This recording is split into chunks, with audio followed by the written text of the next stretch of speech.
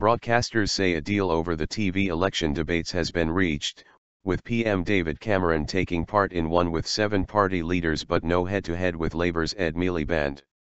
The live debate with the 7 leaders will take place on ITV on April 2, moderated by Julie Etchingham. A debate on April 16 on the BBC will involve 5 opposition party leaders. The PM and Mr Miliband will separately take part in a live question and answer program on Channel 4 and Sky News.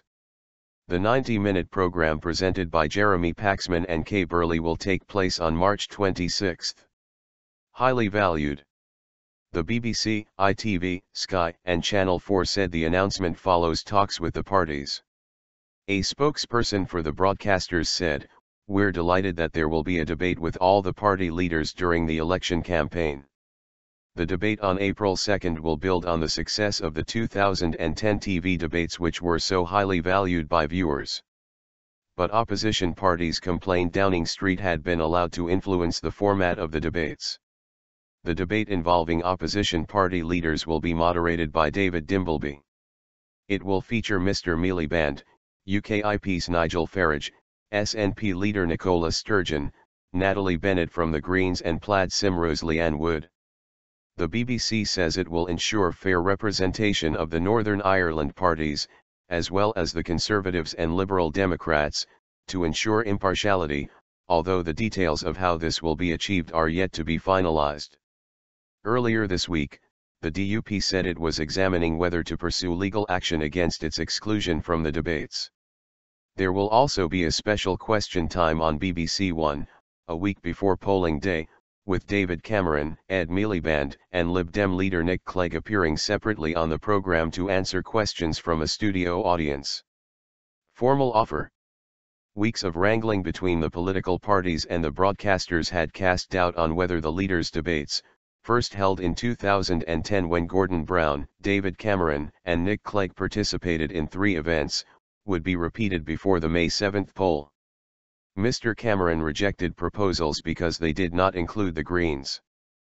But last week the Prime Minister said while he would not participate in a debate after the start of the campaign on March 30, he had signed up to a formal offer for a new format of TV election programmes, including the one multi-party debate.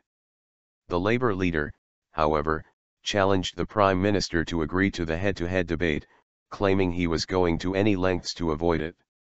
Responding to the announcement from broadcasters, a Labour Party spokesman said, "Due to the cowardice of David Cameron, the 2 leaders will not be on stage at the same time to debate each other." He added, "The Prime Minister's repeated attempts to dictate the abandonment of these TV programmes to independent broadcasters is deeply worrying." But a Tory source quoted by the Press Association said, "If anything, this is an improvement on the deal we were offered last week." The PM has always believed too many debates would suck the life out of the campaign. Real issues. A Liberal Democrat spokesman said, "We have told the broadcasters that we will take part in the proposed format, just as we have said we would take part in all the proposed packages to date, despite our strong objections to being excluded from any TV debate or interview." Mr Farage described the situation as an utter farce.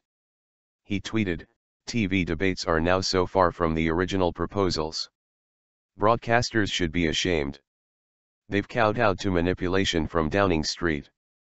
Scottish National Party leader Nicola Sturgeon said, "Our preference would have been for broadcasters to stick to their original proposals, and not be pushed around by the Westminster parties, particularly the Tories. However, it is good that the debate about the debates is finally over and we can get on to discussing the real issues of substance." Green Party leader Natalie Bennett welcomed the end of the debate about the debates, adding that David Cameron's intransigence has delayed this process, and taken away space in which we might have been debating the future of Britain.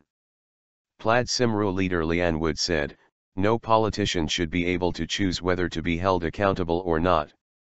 Though it falls short of the original proposals, I welcome this statement from the broadcasters. It's important that people in Wales and the other nations in the UK are presented with a true reflection of the choice facing them."